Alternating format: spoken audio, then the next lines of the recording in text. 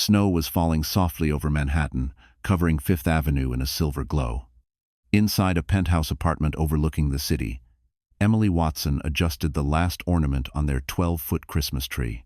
She had spent the whole day preparing Mark's favorite dinner, roast beef, mashed potatoes with truffle butter, and red wine from Napa they'd bought on their honeymoon.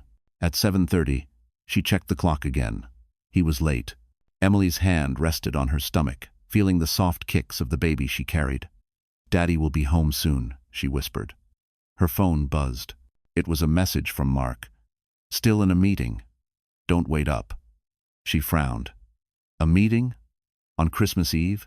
She opened the curtains wider, gazing at the snowfall over the glowing skyline. The Mercedes S-Class he drove wasn't in the street below. Then, from the kitchen, she heard a faint ding. Another message, this time from her best friend, Sarah. It was just a photo and a short text. "I think you should see this." Emily tapped the photo open. Her heart stopped. It showed Mark, unmistakably in his navy suit, standing under the golden chandelier of the Ritz-Carlton lobby, holding a woman close Olivia Reed, a former intern from Emily's office. They were smiling at each other, champagne glasses raised.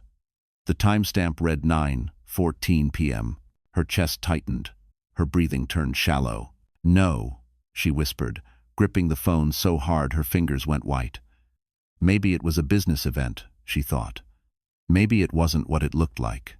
She dialed Mark's number, but it went straight to voicemail. The lights from the tree reflected off the window, flickering over her face as tears filled her eyes. On the table, 2 Tiffany candles burned quietly. She took one step toward the door, hesitated, then grabbed her coat and keys. Her phone buzzed again, Sarah calling this time. "Emily, I'm at the Ritz. He's here, with her." I saw them check into the elevator. For a moment, the world blurred. Emily felt the baby move again, as if reacting to her panic. "I'm coming," she said, voice trembling. She didn't remember the elevator ride or the sound of the wind outside. By the time the taxi stopped in front of the Ritz-Carlton, her pulse was racing. Snow clung to her hair as she pushed through the revolving doors, her heels clicking on the marble floor. The lobby glowed with warm lights, and a grand Christmas tree sparkled in the center. Couples were taking pictures, laughing, sipping wine. And then she saw him. Mark stood by the bar, his arm around Olivia's waist. The sight hit her harder than anything she'd ever felt. She froze, unable to breathe. Mark turned slightly. Their eyes met for a brief, burning second. His smile faltered. Emily felt her knees weaken. The world tilted. She wanted to scream, to run, but her throat locked. She turned away, pressing a hand to her stomach. The baby kicked again, as if reminding her she wasn't alone. She stumbled toward the exit, and that's when she saw it on the table beside the grand tree, beneath a golden ornament shaped like a dove. A white envelope, sealed neatly, with her name on it. Her trembling hands opened it. Inside was a document stamped and signed. Divorce agreement. At the bottom, Mark's handwriting cold, deliberate read. "It's over. Take care of yourself." The sound of Christmas music echoed faintly from the lobby speakers. The smell of pine and champagne filled the air. But for Emily, the world had gone silent. Her tears fell onto the paper, blurring the ink. She looked up at the glittering tree, the symbol of everything she thought was love, family, and promises. And in that moment, something inside her broke quietly, completely. She dropped the letter, turned toward the exit, and whispered, "Merry Christmas, Mark." The candle in her heart went out. The taxi ride back to the Ritz-Carlton was a blur of cold air and flashing lights. Emily didn't even remember telling the driver where to go. Her voice had come out hollow, automatic, like it belonged to someone else. The city was alive with music and laughter, but inside the cab, there was only silence. Her hands were shaking so badly she could barely hold her iPhone. She opened the photo again, the image of Mark and Olivia smiling beneath the hotel's chandelier. The same chandelier she had once called their lucky star. It used to mean something. Now it made her stomach twist. When the car stopped in front of the hotel, Emily hesitated. The glowing Ritz-Carlton sign reflected in her tears. She took a deep breath and stepped into the snow. Her boots sank into the slush as she walked toward the glass doors. the bellman greeting her with a polite, "Merry Christmas, ma'am." She didn't answer. Her entire world had narrowed to the sound of her heartbeat and the faint ringing in her ears. Inside, the lobby shimmered with gold and red. The Christmas tree reached up to the ceiling, its lights dancing across the marble floor. Wealthy guests mingled near the bar, their laughter echoing through the air. It felt like another universe, a world too perfect for pain, too polished for betrayal. But that was where she found him. Mark. He stood near the grand piano, wearing the same navy suit he'd worn on their anniversary dinner at the River Cafe. His hand rested casually on Olivia's back. Olivia laughed, her hand brushing against his chest like it belonged there. The sight pierced through Emily like glass. Sarah's voice came through her phone. "Emily, I see them near the bar. Don't come closer. You don't need to see this." But Emily was already moving forward. Her steps were unsteady, her vision swimming with tears. Each step echoed in the silence of her own disbelief. When she stopped, she was just a few feet away. Olivia noticed her first. The smug smile faded from her lips. Mark turned, his face draining of color. "Emily," he said quietly, almost guilty, almost annoyed. She stared at him. "A meeting, huh?" Her voice trembled, barely more than a whisper. "This is your meeting."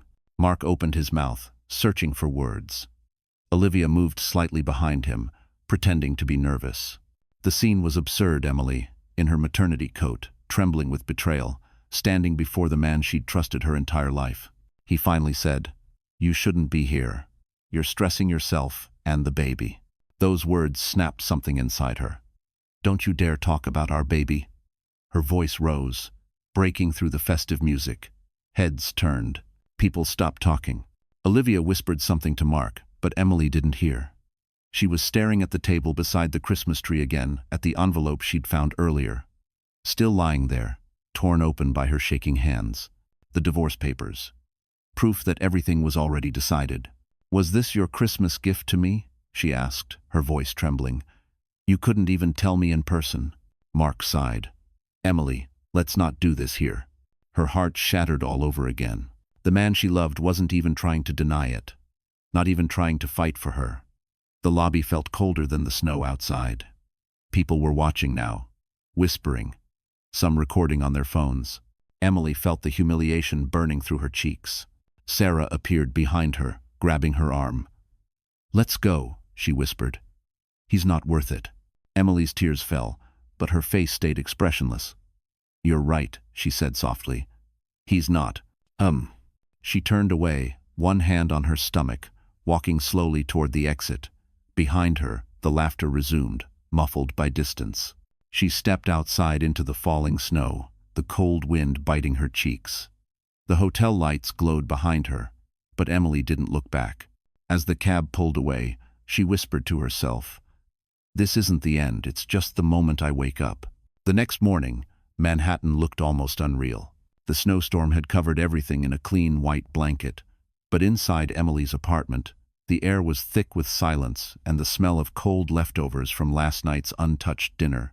The roast beef sat on the counter, congealed and forgotten, beside the 2 Tiffany candles that had burned out hours ago. The only sound was the soft hum of the refrigerator and the slow ticking of the Cartier wall clock Mark had insisted on buying last Christmas. Emily sat at the kitchen table, still wearing the same beige sweater dress from the night before. Her phone lay in front of her, the photo from Sarah still open on the screen. She had stared at it so long the image almost looked fake now, like a cruel dream frozen in pixels. Her swollen eyes burned, her lips dry and pale.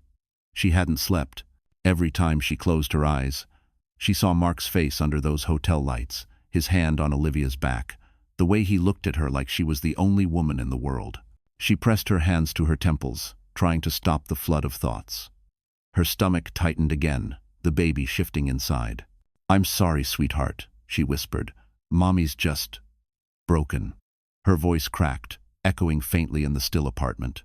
Then her phone buzzed, a text message.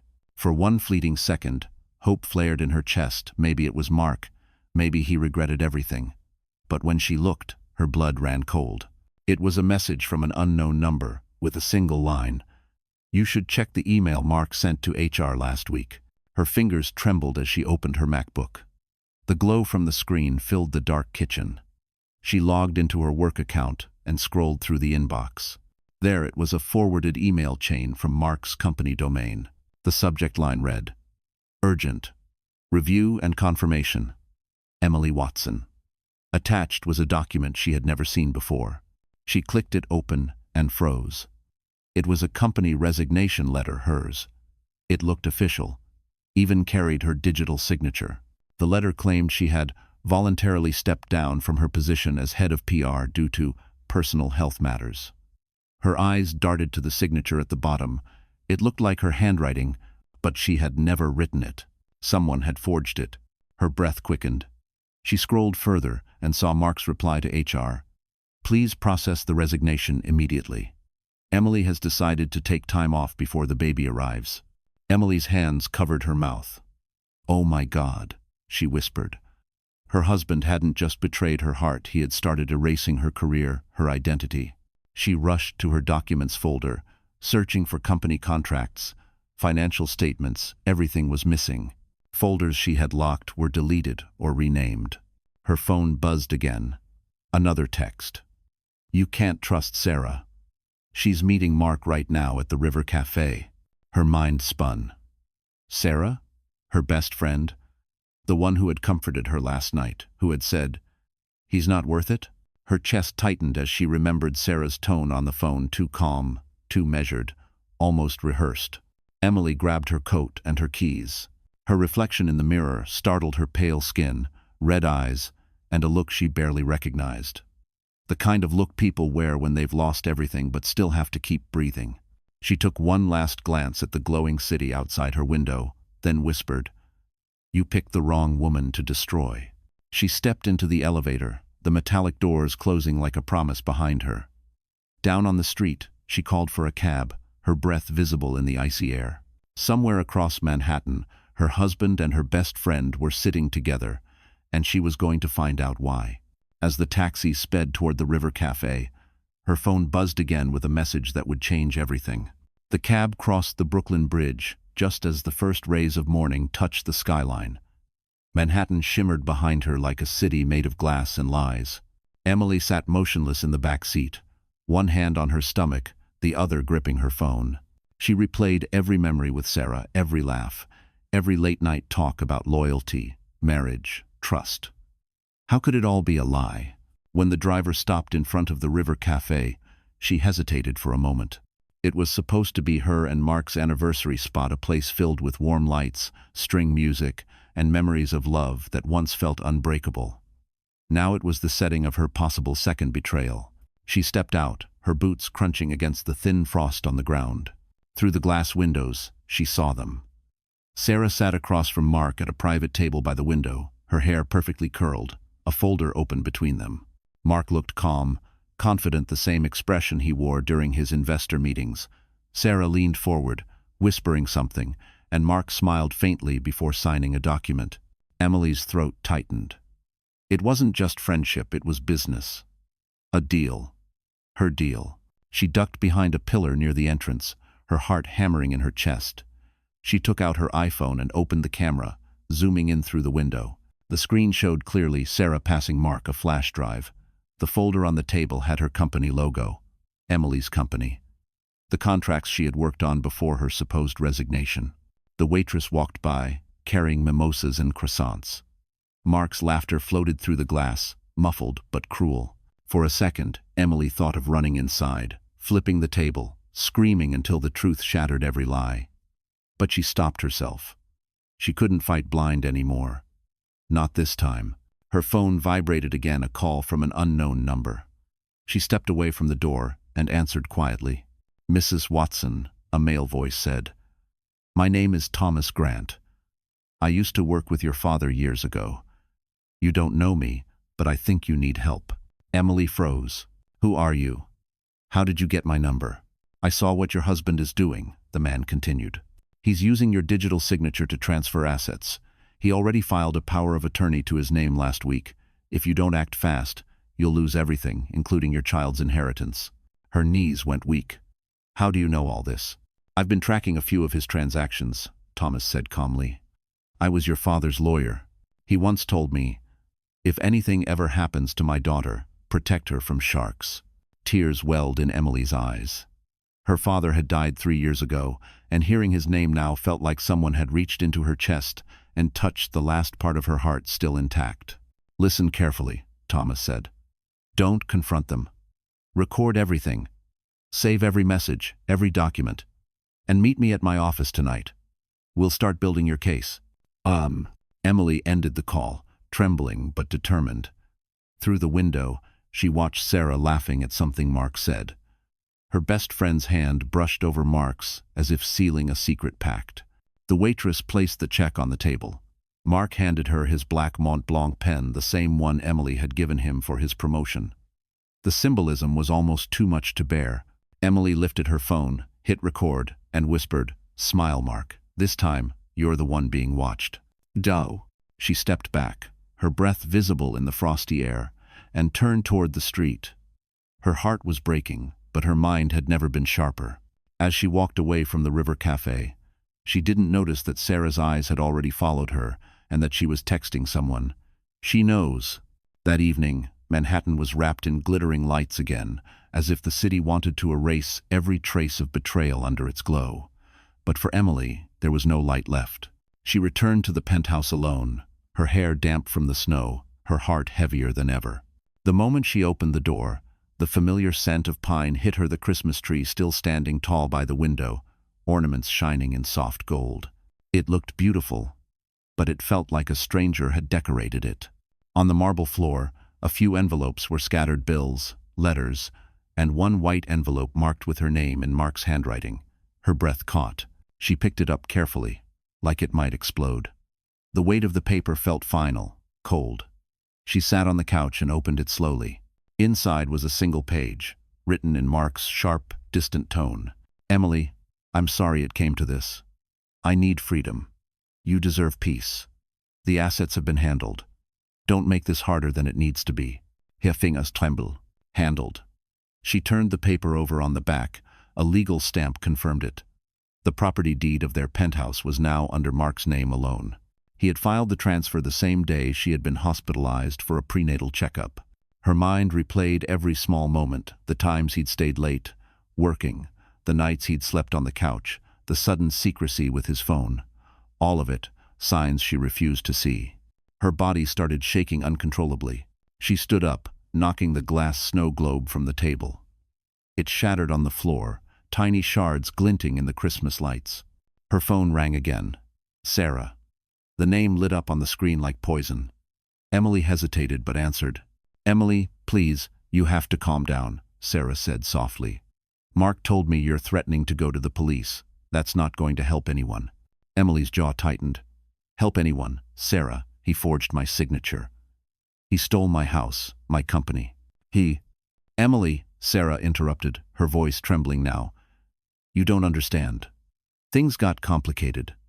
Mark made mistakes, but he can fix them if you let him. Don't ruin everything." Something in her tone felt rehearsed, calculated.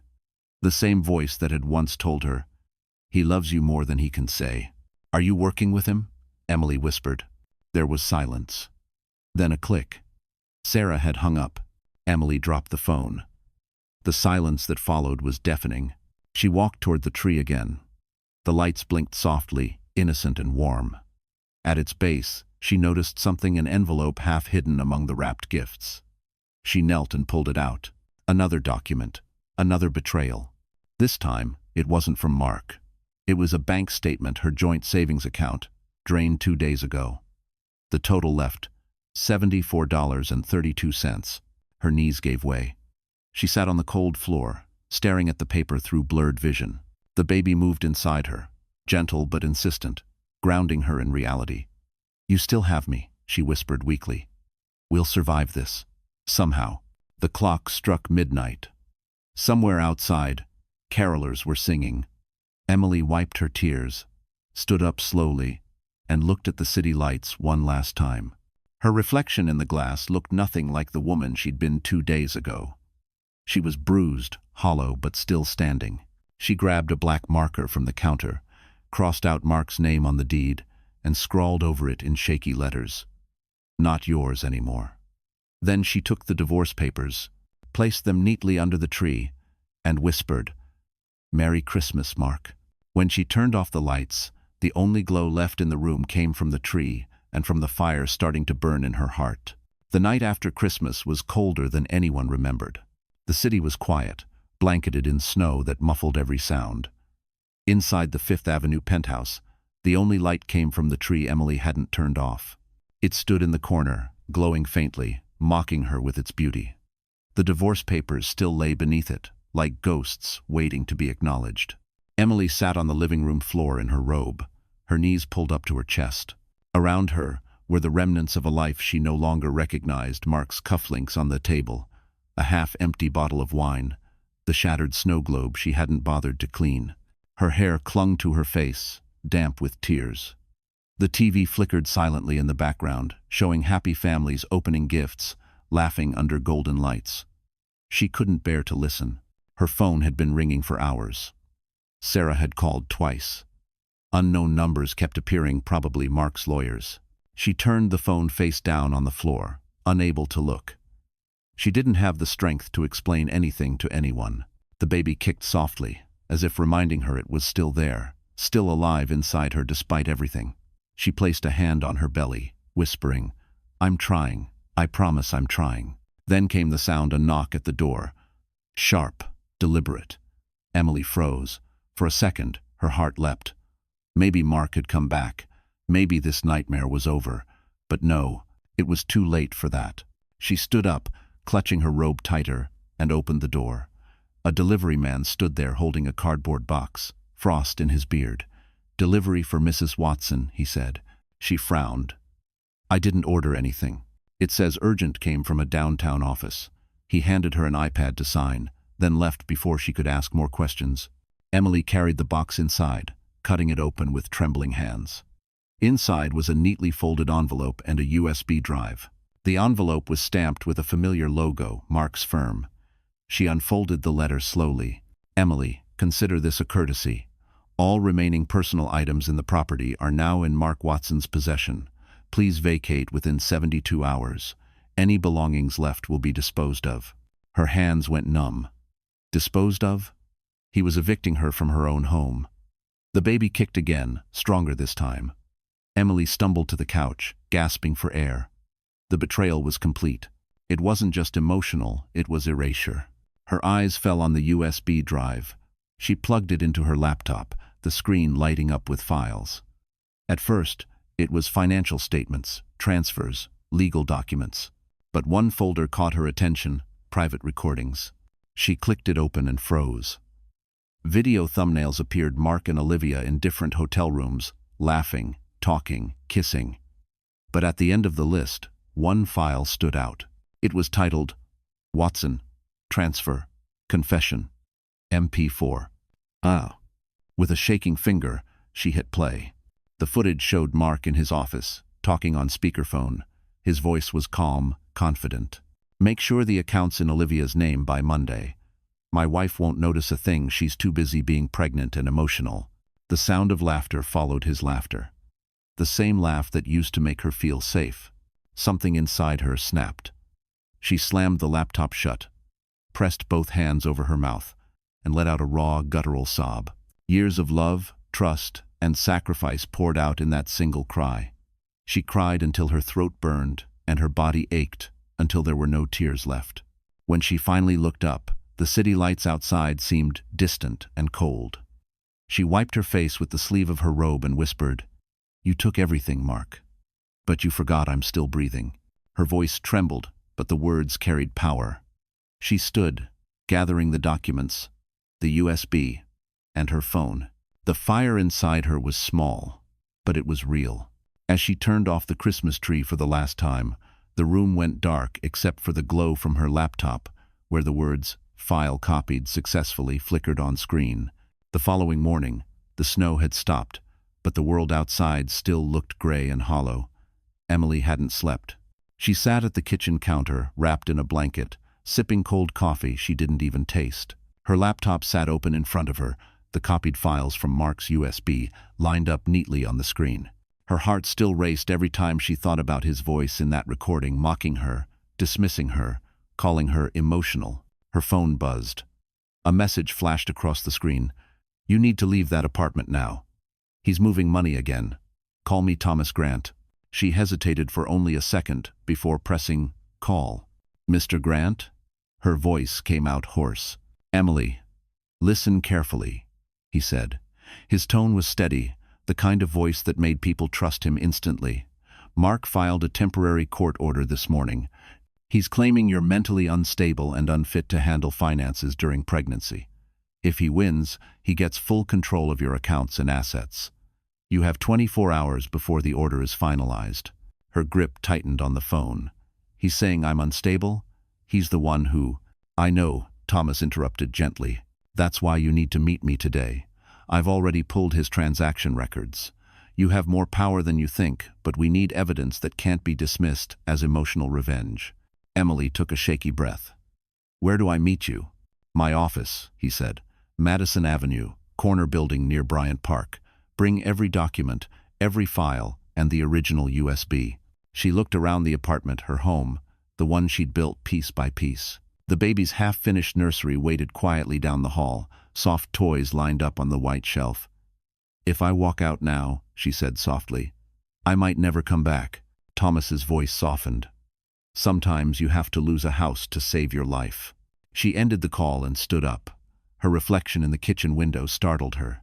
She didn't look like the fragile woman from last night anymore. Her eyes were swollen but sharp, determined. She packed the documents into her tote bag, zipped up her coat, and placed her hand on her belly. "We're not victims," she whispered to her unborn child. "We're survivors." Outside, the cold air slapped her awake. The city had started moving again, cars honking, people rushing, the smell of coffee drifting from street carts. She hailed a taxi and gave the address. As they drove past Bryant Park, she watched couples holding hands, tourists taking photos, life continuing as if her world hadn't collapsed. When she arrived, a tall man in a gray overcoat was waiting by the lobby doors. Late 60s, silver hair, kind eyes behind thin glasses. "Emily Watson?" She nodded. "You must be Thomas." He smiled slightly. "Your father talked about you often. He was proud of how strong you were, even when you didn't believe it." Her throat tightened. She hadn't heard anyone mention her father in years. "You really knew him?" "I did. And I promised him I'd watch over you if trouble ever came. He used to say, 'My daughter's too good at seeing the light in people one day. That'll break her heart.'" Tears pricked her eyes, but she swallowed them back. He was right. Thomas gestured for her to follow. Inside his office, the air smelled of leather and old books. On his desk sat a sleek MacBook Pro, a stack of legal folders, and a steaming cup of black coffee. "Let's see what Mark's been hiding," he said. Emily handed over the USB. Thomas plugged it in, his fingers flying across the keyboard. Within minutes, files began to appear: bank transfers, hidden accounts, emails to Olivia. "Here," Thomas said, turning the screen toward her. "He moved $500,000 from your joint account into an offshore fund yesterday. But that's not all. Olivia's name appears as a silent partner in 3 of his shell companies. You've been funding them without even knowing." Emily's jaw clenched. "He stole my future." Thomas leaned back. "Then we take it back." For the first time in days, she felt something spark inside her, not rage, not despair, but purpose. She nodded slowly. "Tell me what to do." Thomas smiled faintly. "We're going to make him believe he's already won, right before we take everything back." "You." That night, Emily stayed in Thomas Grant's office long after the city lights had dimmed. The hum of traffic below faded into silence as snow began to fall again, flakes swirling against the tall glass windows. She sat across from Thomas, staring at the evidence spread across the desk: bank statements, emails, signatures, and contracts, all proof of how thoroughly Mark had dismantled her life. The paper trail was there, cold and irrefutable. Thomas leaned back in his chair, hands folded. "You have 2 choices, Emily. You can fight back quietly, through the courts, or you can make him fall in the same world he used to control." Her eyes lifted to his. "You mean expose him?" "Not yet," he said. Revenge without strategy is just noise. You need control. And right now, you don't have any. But you can rebuild it. Emily stared at the window. The reflection of the city lights shimmered across her face. Her fingers brushed her belly. I don't even know who I am anymore, she murmured. He took everything that made me feel safe. Thomas's voice softened. That's because you built your safety around him. Now, you'll build it around yourself. Something about his calm certainty anchored her. He handed her a book from his shelf, a worn copy of Women Who Run with the Wolves. Start with this, he said. And tomorrow morning, get up, take a walk, buy yourself a coffee, and breathe. You can't fight until you remember you're alive. Emily smiled weakly. Coffee and breathing. Sounds simple. It's where every comeback begins, he replied. The next morning, she did exactly that. She woke early, pulled on her old wool coat, and walked through Central Park as the first light touched the snow. The air was crisp, the city slowly awakening around her. Joggers passed, dogs barked, steam rose from manholes like quiet ghosts. For the first time in weeks, she felt air truly fill her lungs. She stopped at a Starbucks cart near the fountain, bought a caramel latte, and sat on a bench. Across the park, a father was teaching his little girl to skate. The sight hit her unexpectedly hard. Her baby kicked, soft and rhythmic, and she whispered, "We'll be okay, I promise." She pulled out her phone and opened a blank note. Plan, she typed at the top. Then, one by one, she began listing what she needed. Secure copies of all legal files. Move personal savings to a new account. Start a new PR agency. Take back her name. As she typed, something clicked inside her. For the first time since the betrayal, she felt like herself again, the woman who once built entire marketing campaigns from nothing, who knew how to outthink competitors twice her size. Mark had underestimated that woman. By noon, she was back at Thomas's office with renewed energy. I want to fight smart, she said. If he thinks I'm broken, I want him to keep thinking that. Thomas smiled. Good. Then we make him comfortable. Let him believe he's safe. Meanwhile, we'll gather everything we need to destroy his case. Emily nodded, determination burning behind her tired eyes. I want every record of his shell companies. I want Olivia's background checked. And I want to know where every dollar went. I already have someone working on that, Thomas said. A private investigator. You'll meet him tomorrow. That night, back at her apartment, Emily began packing. She wasn't running, she was reclaiming space. She placed the divorce papers into a folder, labeled it Evidence, and set it aside. Then she opened her laptop, started a new document, and typed the name that would change her future. EW Agency. Her own firm, her own legacy. As she saved the file, the reflection of the Christmas tree shimmered on her screen. The same tree that once stood for love now symbolized rebirth. She smiled faintly and whispered, You wanted to end me, Mark. But all you did was wake me up. 3 weeks later, the snow in Manhattan had turned to gray slush, and the world had moved on from Christmas. But inside a small rented workspace in Soho, a new world was quietly forming. Emily stood in front of a cracked mirror, smoothing down her black blazer over her growing belly. The exhaustion in her eyes was still there, but beneath it burned something fierce. The room was tiny, just a single desk, a flickering lamp, and a half-empty cup of Starbucks coffee next to her MacBook Air. Yet to her, it felt like the beginning of something sacred, the beginning of EW Agency. Thomas had helped her register the business within a week. He even called in a favor from an old contact at a local tech firm looking for PR representation. Emily had spent nights drafting proposals, writing press releases, and emailing contacts from her old life. She'd forgotten how it felt to create, to be needed for her ideas rather than her loyalty. Now, as she adjusted her chair and opened her laptop, an email popped up with the subject line, Contract Proposal, Hudson Innovations. Her heart skipped. It was her first client. She clicked it open, reading every word carefully. They wanted EW Agency to manage the launch of their new sustainable energy app. The budget wasn't huge, but it was enough to keep her afloat. Enough to prove she could build something without Mark's shadow over her. She exhaled deeply. We did it, she whispered, placing a hand over her stomach. Our first step. Lem.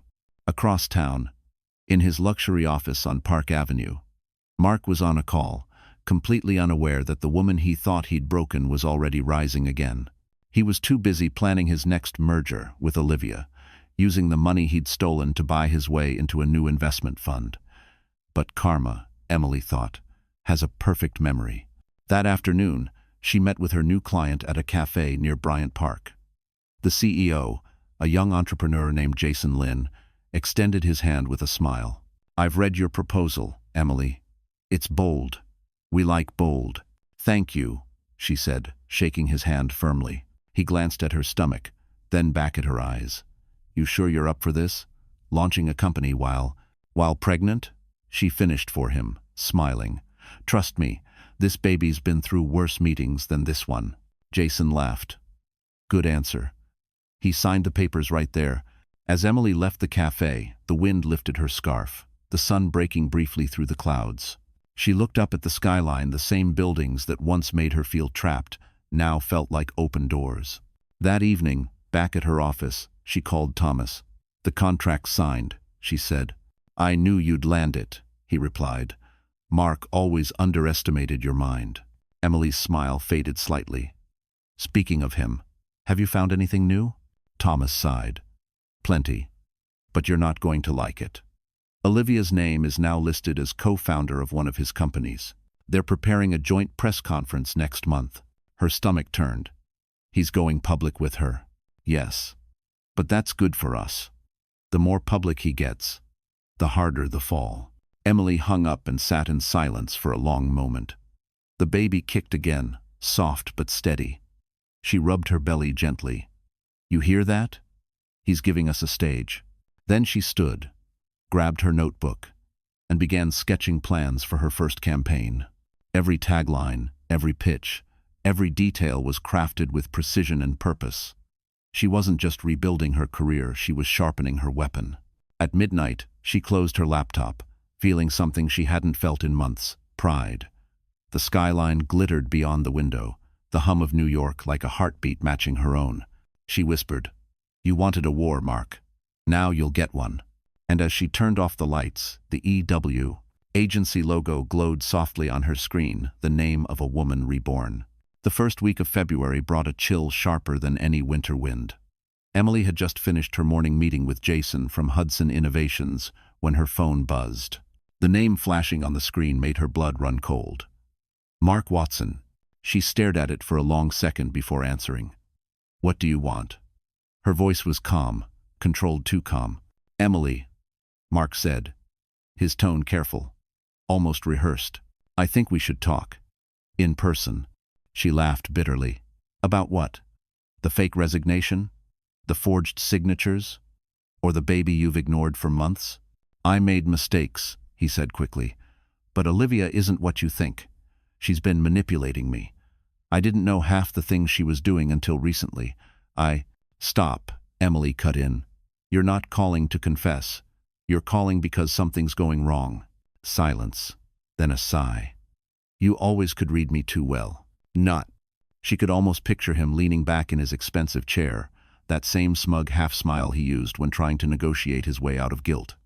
"Just tell me what you want, Mark." "I want to meet," he said. 1 hour, neutral place. Tomorrow, 5 p.m., the Plaza Hotel." "The Plaza?" she repeated, the irony biting. That was where they had celebrated their wedding anniversary 5 years ago, the night he'd promised her forever. "Yes," he said quietly. "Please, Emily, just one conversation. For the baby's sake."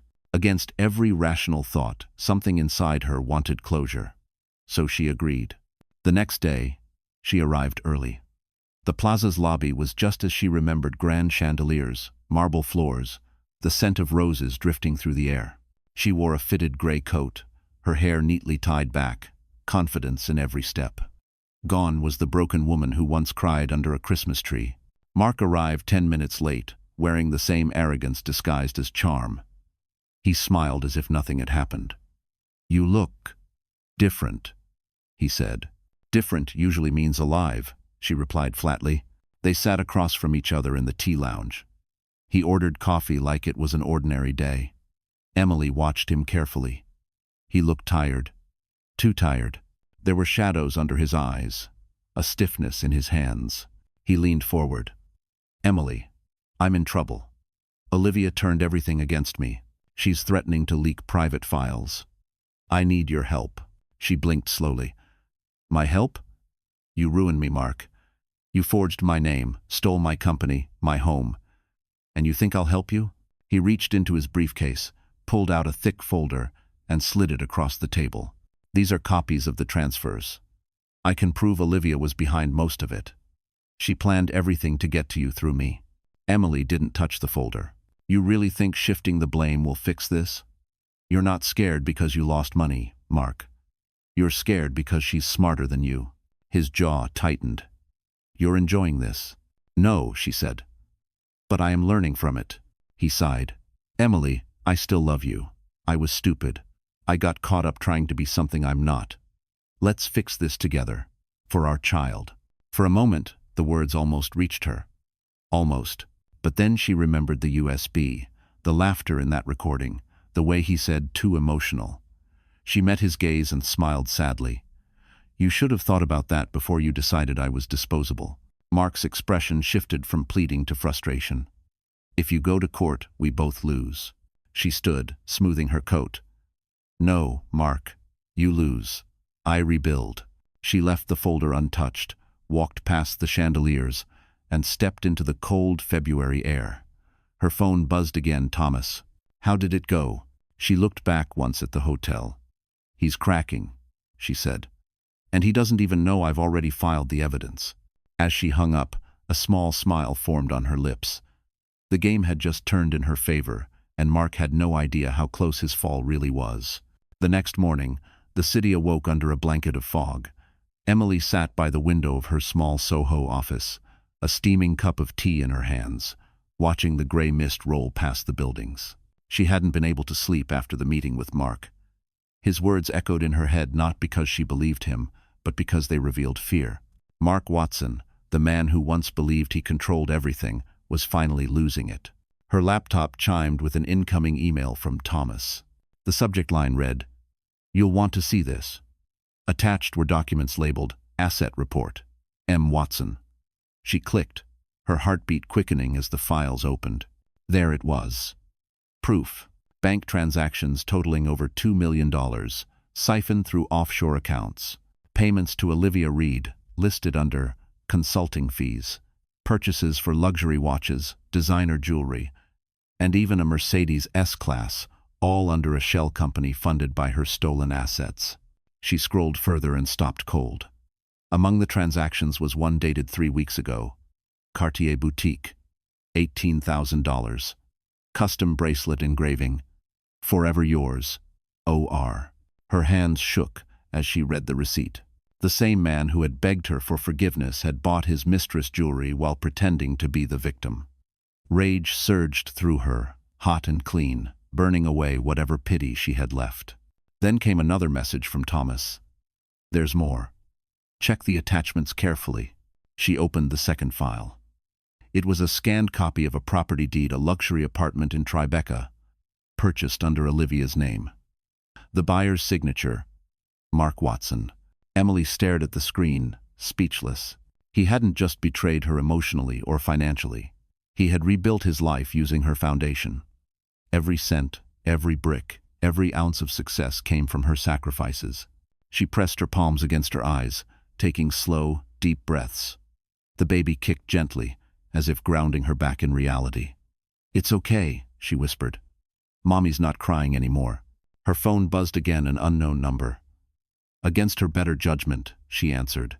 Emily, said Olivia's voice, smooth and calm. We need to talk. Emily froze. How did you get this number? Olivia chuckled. Mark still hasn't learned to delete old backups. Listen, you're not stupid. You know how this game works. I'm not your enemy. Emily's laugh was sharp. You slept with my husband, stole my home, and helped him destroy my career. What exactly does that make you? A survivor, Olivia replied coolly. Just like you. And I think you'll want to know that Mark's been hiding more than money. He's got files, recordings, emails proving fraud inside his firm. He's about to dump everything on you if he goes down. Emily's breath caught. He's framing me? Yes, Olivia said. He already planted forged contracts under your old email account. I saw him do it. For a moment, Emily said nothing. She could hear her pulse pounding in her ears. Why are you telling me this? Because, Olivia said after a pause, I'm not going down with him. I want protection. You get me immunity, and I'll hand you every piece of evidence you need to end him. Emily leaned back in her chair, her mind spinning. Was this another trap? Or was it exactly what she needed, a chance to destroy Mark using his own crimes? Send me proof first, Emily said coldly. One file. If it's real, we'll talk. Olivia laughed softly. You'll have it by tonight. Then the line went dead. Emily set the phone down, exhaling shakily. She opened her notebook and began writing names, dates, accounts, connections. Every piece of this puzzle was finally falling into place. As night fell, an email arrived with no subject line. Attached was a single audio file. Emily clicked play. Mark's voice filled the room. Transfer the funds quietly. My wife's name is still on the company, but she'll never know what hit her. Her lips curled into a cold smile. For the first time, she realized she didn't just have evidence, she had his confession. And this time, she wasn't the one being watched. The next 48 hours passed in a blur of quiet strategy. Emily no longer felt like the same woman who had once begged for explanations. She was steady now, focused, the storm in her chest replaced by a calm that frightened even her. The betrayal had carved her into something sharper, more deliberate. She sat across from Thomas in his office, stacks of files spread across the mahogany desk. The faint hum of the city below, mixed with the tapping of his Mont Blanc pen as he reviewed Olivia's email. So, Thomas said finally, adjusting his glasses. She's ready to turn on him?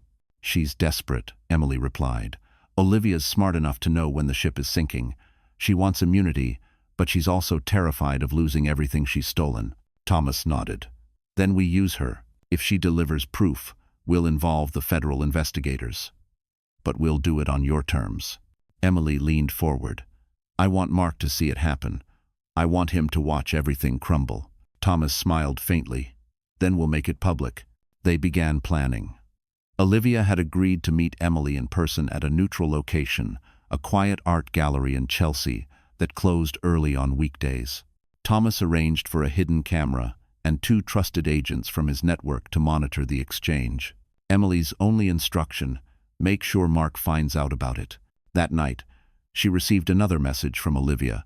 Tomorrow, 6 p.m., don't be late, bring the deal. Emily replied simply, I'll be there. When the next day came, the city felt electric with tension. The February air was brittle and cold, the sky streaked with gray clouds. Emily arrived at the gallery 15 minutes early, dressed in a long black coat and boots. Her pregnancy was showing now, but it didn't slow her stride. She moved with quiet authority, the kind that comes from knowing the truth is finally on your side. Inside, the gallery was dim, paintings illuminated by soft golden light. Olivia stood by one of them, her reflection flickering against the glass frame. She looked different from the confident woman Emily had once known through office gossip. Now her eyes darted nervously, her smile forced. Emily, Olivia said, her voice brittle. You came alone? Of course not, Emily replied smoothly. I'm done doing anything alone. Olivia hesitated, glancing around as if sensing the invisible eyes watching them. Do you have the agreement? Emily pulled a document from her bag, a draft immunity letter Thomas had prepared. You sign this and hand over the files. Once verified, the deal stands. Olivia smirked faintly. You really think you can play lawyer? Emily's expression didn't change. I don't have to. I already have one watching. A muscle twitched in Olivia's jaw. Then she reached into her purse and placed a flash drive on the table between them. This has everything: bank statements, emails, proof that Mark orchestrated the transfers. You'll find recordings too. I kept copies of everything. Emily's hand hovered over it. Why help me now? Olivia shrugged. Because Mark's about to throw me under the bus. He's planning to flee to London by Friday. You'll see the ticket receipt in those files.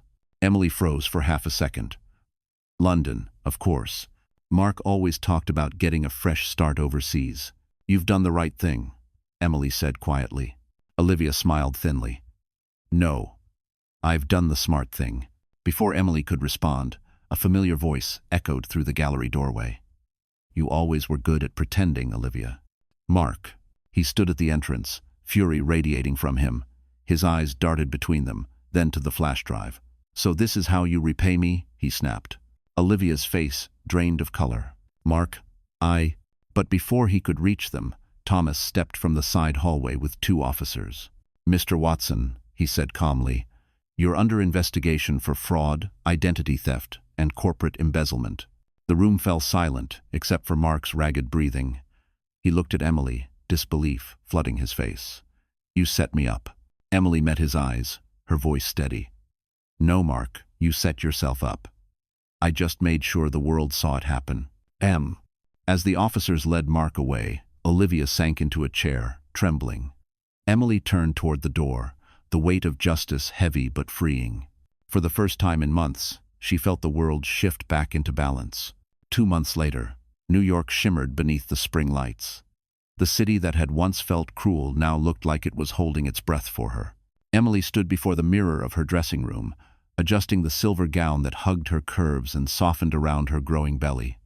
It was the first time she'd dressed up in almost a year. Tonight wasn't just another event, it was her rebirth.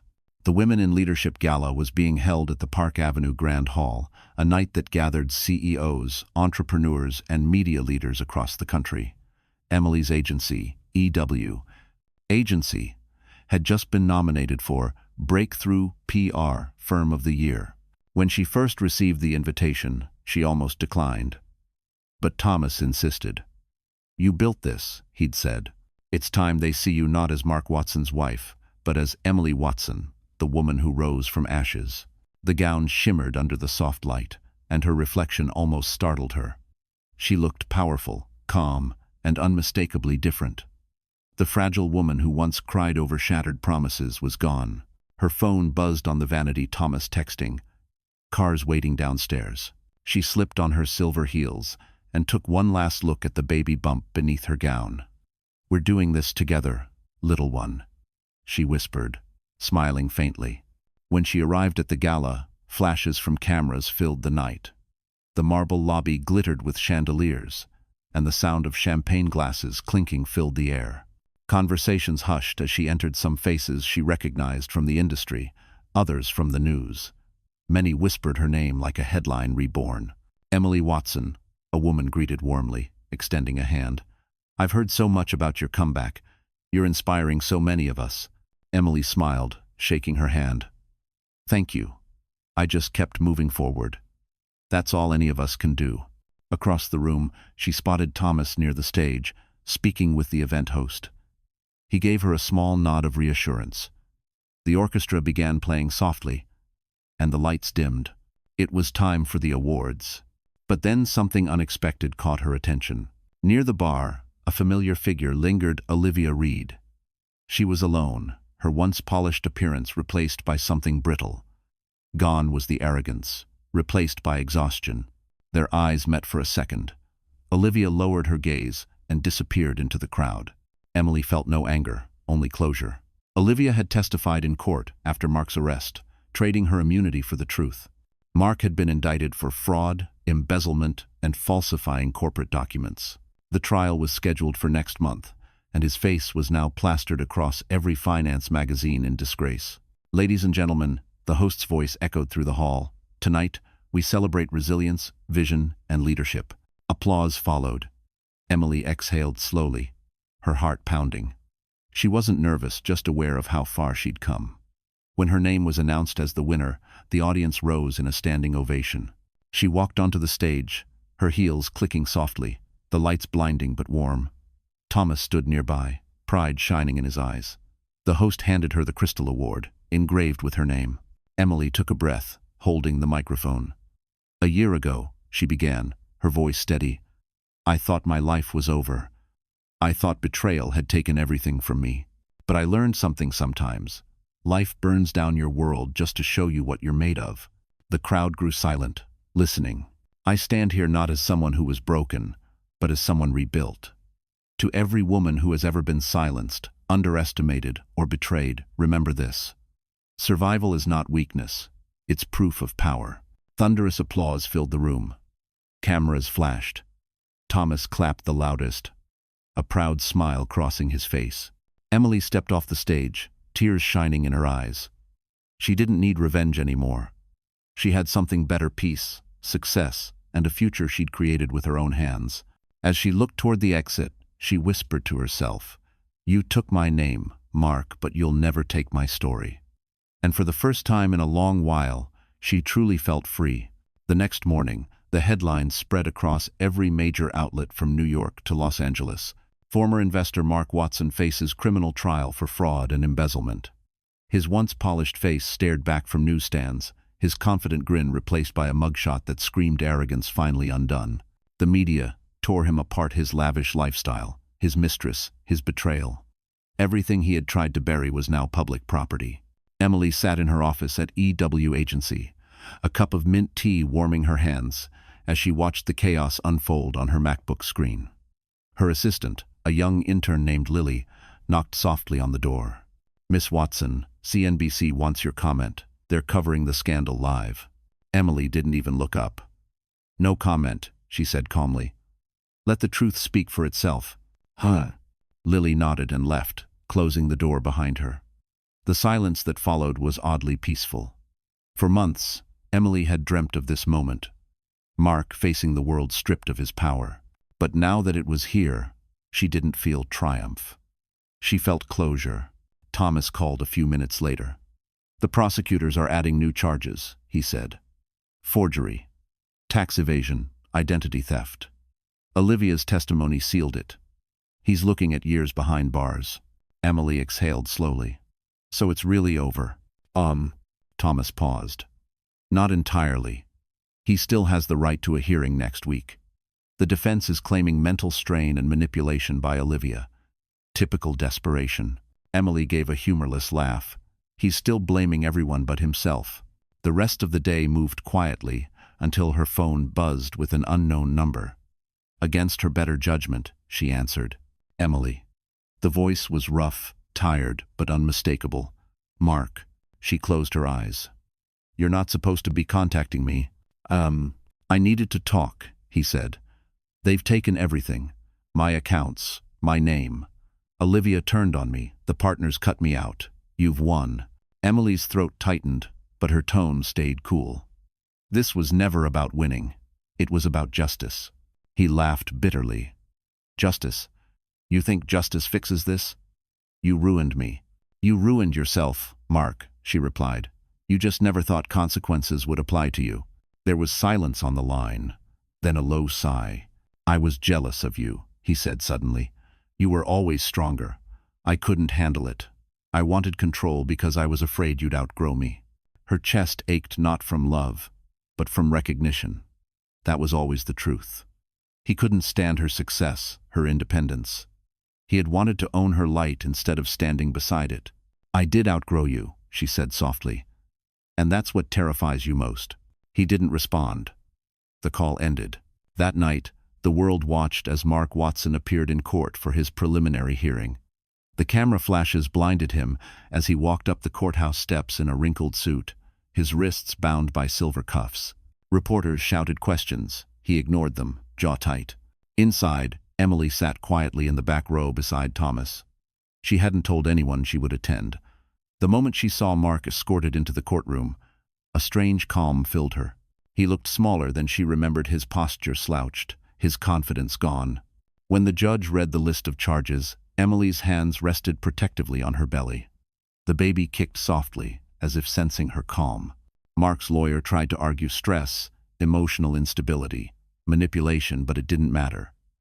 The evidence was overwhelming. The judge denied bail. Mark's face turned pale as officers stepped forward to take him away. Their eyes met briefly across the room. There was no hatred left, just finality. Outside, reporters swarmed the courthouse. Microphones pointed toward Emily as she stepped down the stairs. Someone shouted, "Mrs. Watson, any comment for your husband's conviction?" She stopped for a moment, then looked straight into the cameras. Her voice was clear, unwavering. "It's Miss Watson. And justice isn't revenge, it's recovery." The crowd erupted in questions, but she walked past them, head held high. As she reached the street, the spring wind lifted her hair, carrying away the last trace of the woman who once cried beneath a Christmas tree. Mark had fallen, and Emily, reborn and unbroken, finally walked into the light. The following months unfolded like the soft dawn after a long and violent storm. The snow had melted from the streets of Manhattan, replaced by cherry blossoms blooming along the park paths. Spring had returned, and with it, so had Emily's peace. She sat by the window of her new apartment in Brooklyn, sunlight spilling across the hardwood floors. The air smelled of lavender candles and baby lotion. On her lap rested her newborn son, Noah, sleeping soundly with his tiny hand curled around her finger. His breathing was slow and rhythmic, grounding her in a reality that finally felt safe. It had been 3 weeks since she'd brought him home from Mount Sinai Hospital. The labor had been long and exhausting.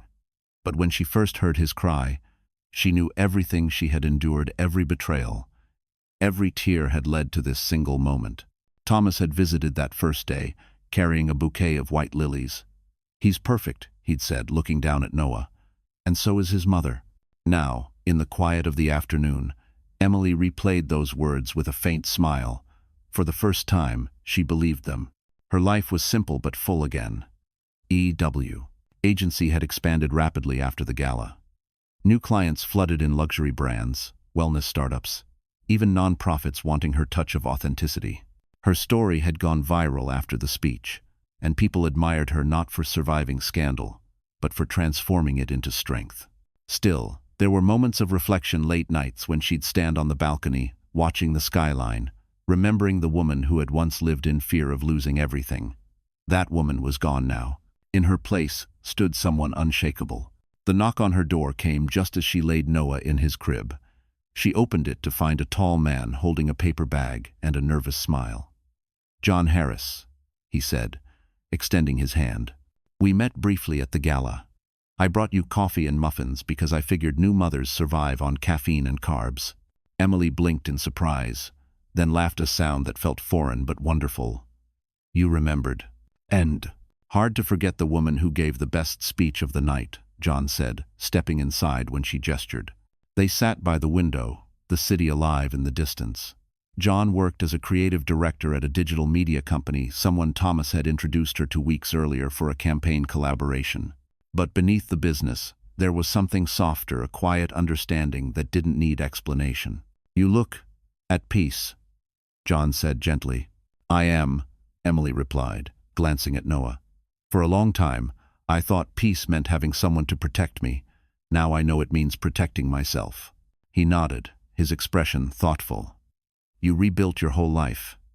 That's not something many people can do." Emily smiled, sipping her coffee. "Sometimes you have to lose the wrong life to find the right one." They talked for hours about work, art, New York, the unpredictability of healing. When he finally stood to leave, the sun had dipped behind the skyline, painting the city in gold and pink. At the door, he hesitated. "Emily, I know you've been through hell. I'm not here to fix anything. I'd like to be around. If that's okay." Her chest tightened not from fear, but from something she hadn't felt in years. Warmth. "That's okay," she said softly. "Just don't bring pity, bring coffee." He laughed, eyes crinkling. "Deal." When the door closed, Emily leaned against it, smiling to herself.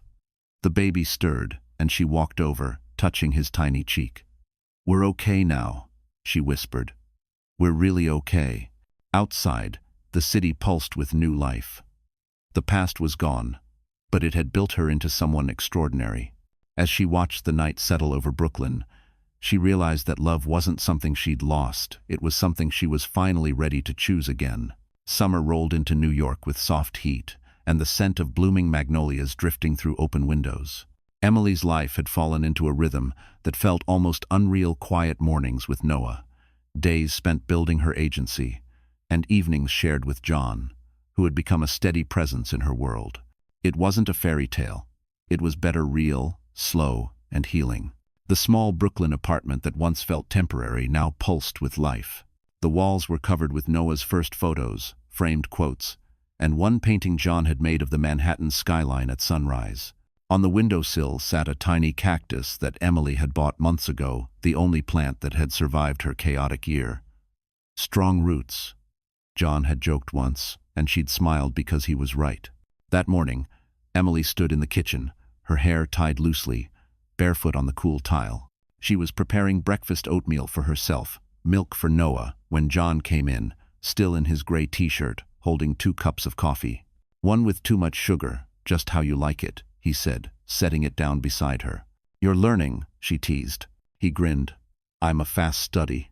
They shared a quiet moment, the kind that needed no words. Noah giggled from his high chair, slapping his tiny hands against the tray. The baby's laughter filled the apartment, bouncing off the walls like sunlight. Emily couldn't help but laugh too, her heart swelling with a peace she hadn't thought she'd ever feel again. Later that day, after work calls and diaper changes, John surprised her with an envelope. "Don't panic," he said, handing it to her with a nervous smile. Emily raised an eyebrow but opened it.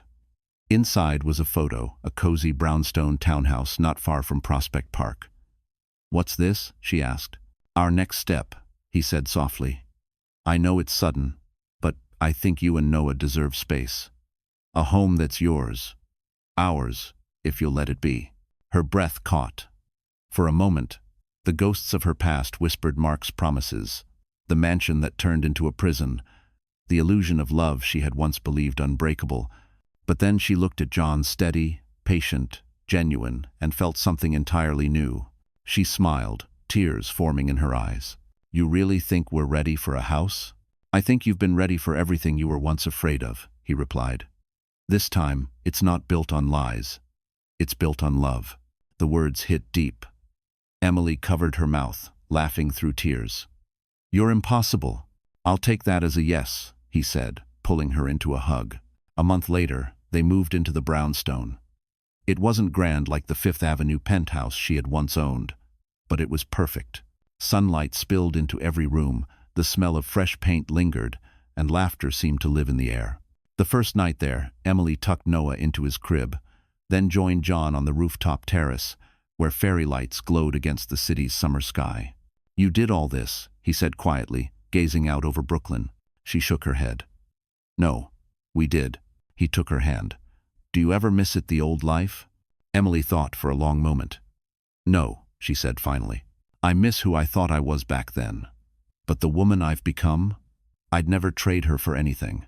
They sat there in silence, the hum of the city below them like a heartbeat. Emily rested her head on his shoulder, feeling Noah's soft breaths through the baby monitor beside her. And as the stars appeared above the New York skyline, Emily realized something powerful. She hadn't just built a new life.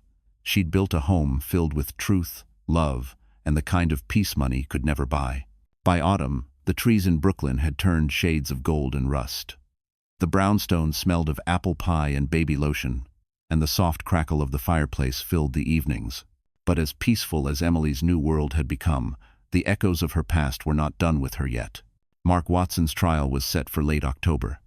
The city buzzed with anticipation, finance journalists, business networks, and gossip columns, all fighting for every detail. The once celebrated investor had fallen hard, and now, the entire country wanted to see how deep the fall would go.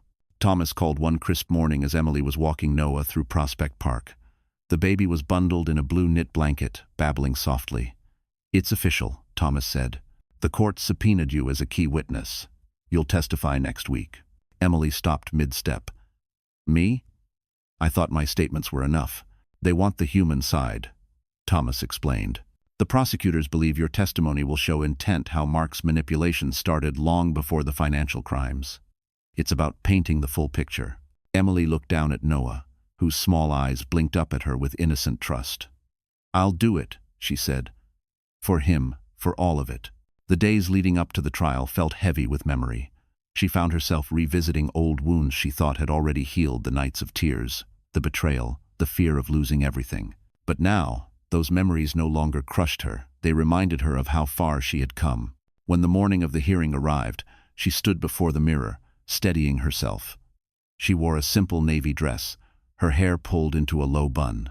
Her reflection stared back, calm, powerful, unflinching. "You've already survived worse," she whispered. At the courthouse, photographers swarmed like hornets. Flashbulbs exploded as Emily stepped out of the car, Thomas by her side. Inside, the air was cold, the buzz of whispers surrounding her. Across the courtroom sat Mark, thinner than before, his once sharp suit wrinkled, his arrogance gone but not forgotten. He looked up when she entered, their eyes meeting for the first time in months. There was no hatred, only the hollow gaze of a man who'd lost everything. The prosecutor began questioning. Emily recounted everything: how Mark had used her trust, how he'd forged her signature, how he'd erased her life piece by piece. Her voice didn't tremble once. When she described the moment she found the divorce papers beneath the Christmas tree, even the judge shifted uncomfortably. Mark's lawyer tried to twist her words, painting her as vengeful, emotional. "You're saying your husband deceived you, but isn't it true that you benefited from his success for years?" he asked. Emily met his gaze with quiet strength. "I benefited from my work," she said firmly.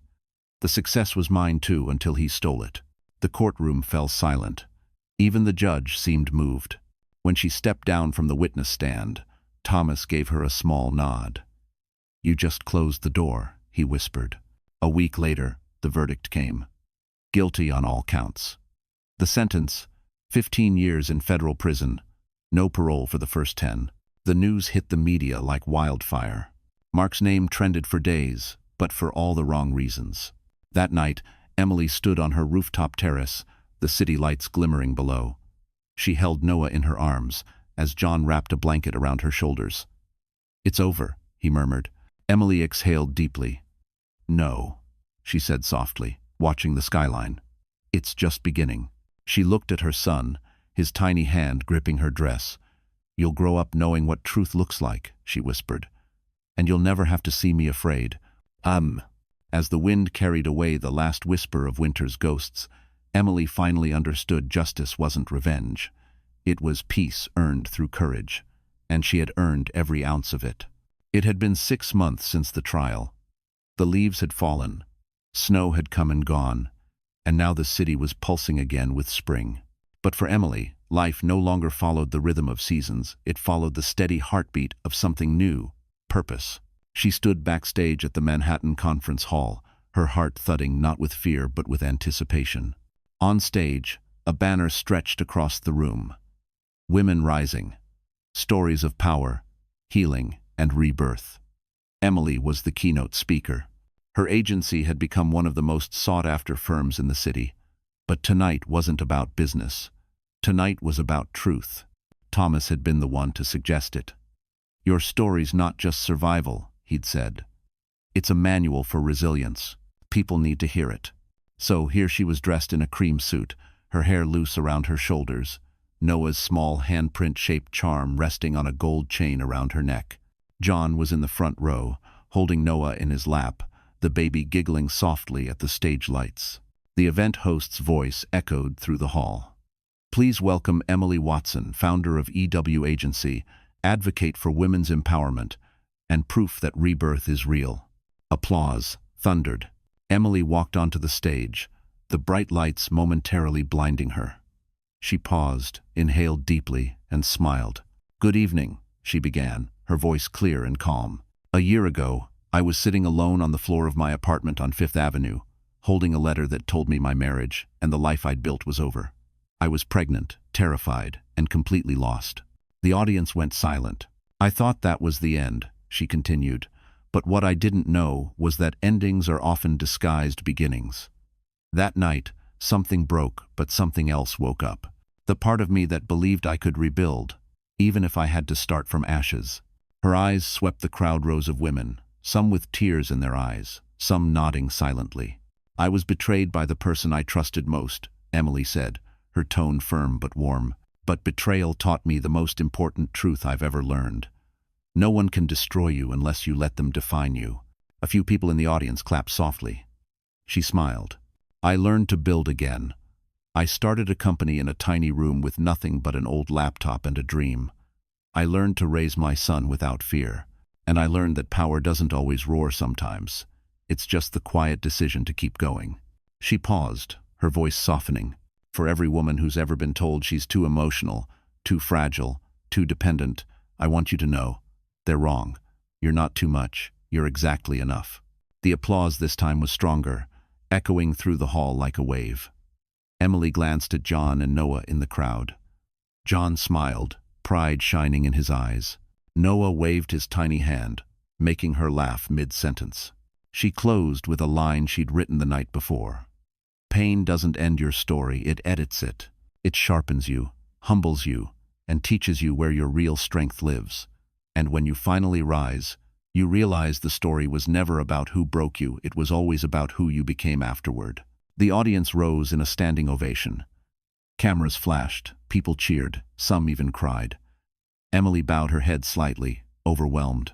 Later that evening, after the crowd dispersed, a young woman approached her backstage. Her hands shook as she said, "Your story saved me. I was about to give up, but now I won't." Emily hugged her tightly. "Then everything I went through was worth it," she whispered. As she stepped outside into the cool New York night, city lights reflecting off puddles, she felt a peace deeper than victory legacy. She wasn't just the woman who survived betrayal anymore. She was the woman who turned pain into purpose and gave other women permission to do the same. A full year had passed since that night at the Ritz-Carlton, the night her world had ended and begun again. Now, Manhattan sparkled under fresh December snow, and Christmas lights glowed softly against the windows of brownstones. The same city that once felt cruel now looked like it was celebrating her rebirth.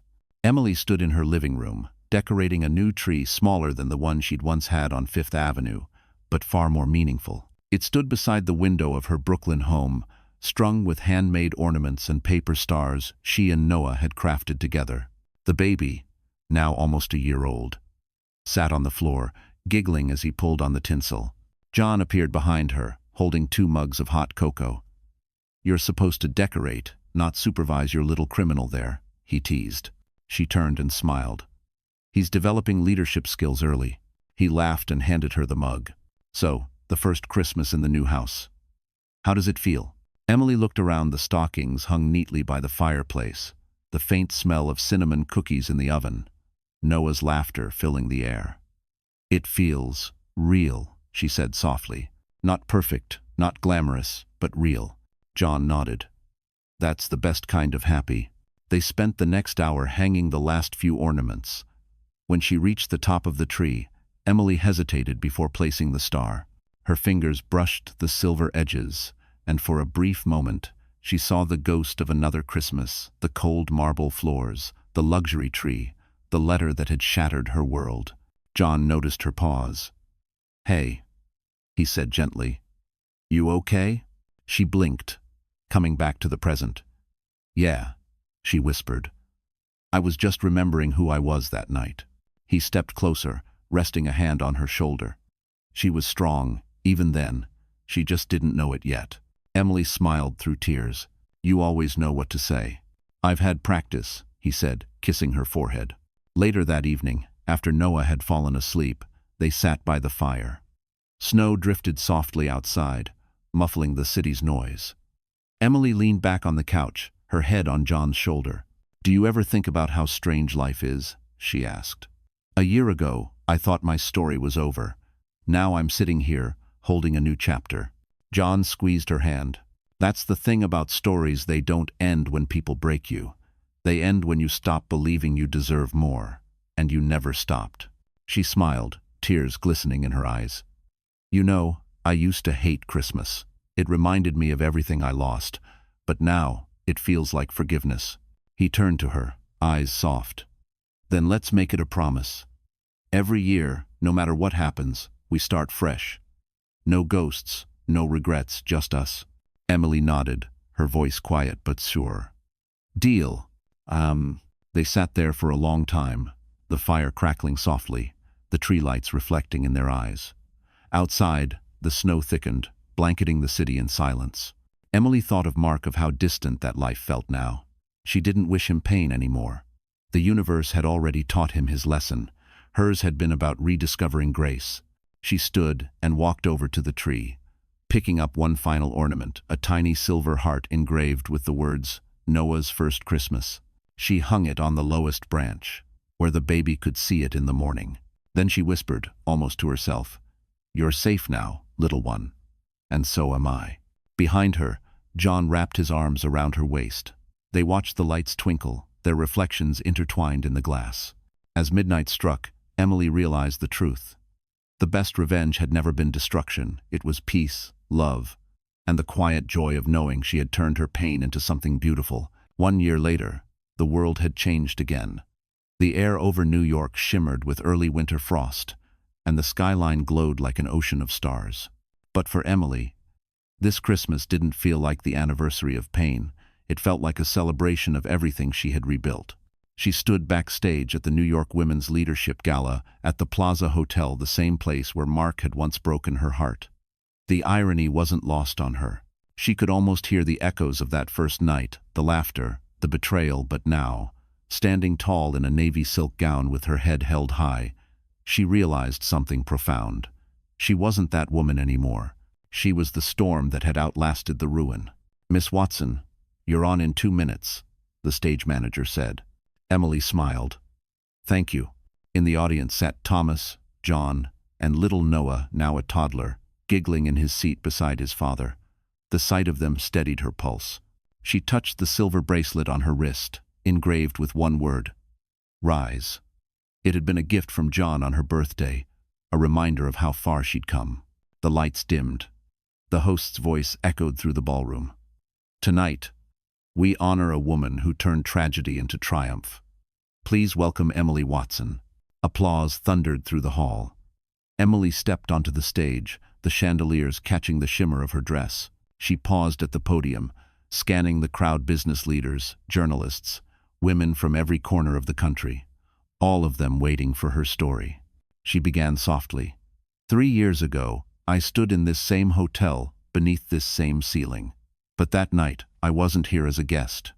I was here as a wife waiting for a husband who never came home." The room went still. "I thought I had lost everything," she continued.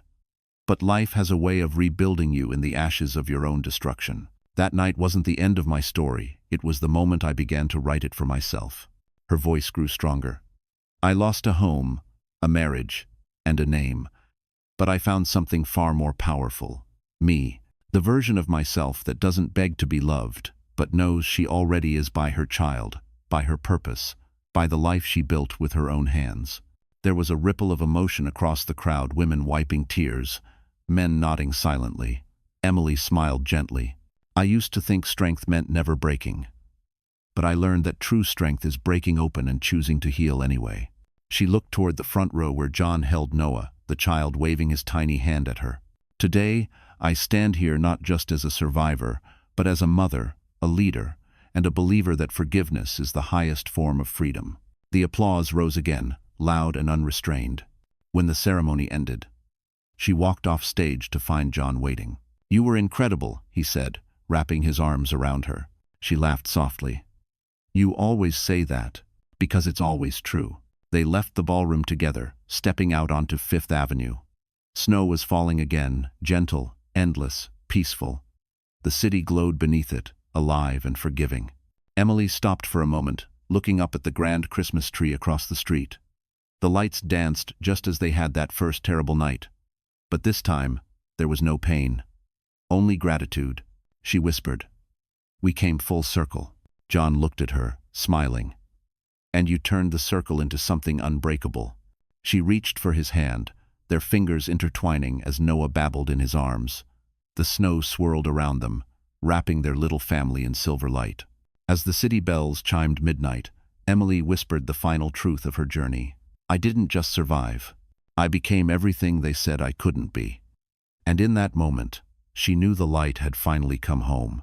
So, that's how Emily's story ends. Or maybe, how it truly begins. Hey, my amazing friends, you're still here, aren't you? If you've stayed with me until now, it's because something in this story has quietly touched your heart. Maybe you've been broken once too. Maybe you've loved the wrong person. Or maybe you're still learning to forgive yourself for believing in someone who didn't deserve you. But here's what Emily's journey reminds us. Pain doesn't destroy you, it shapes you. Like Marcus Aurelius once said, "The obstacle is the way." Every betrayal, every loss, every sleepless night, they're not the end.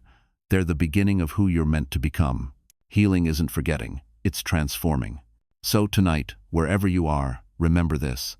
You are not the story of what hurt you, you are the story of how you rose again. If Emily's strength moved you even a little, leave a like, share this story with someone who needs hope, and subscribe to our channel because here, we tell stories that remind you. Broken hearts still beat, and they beat stronger than ever.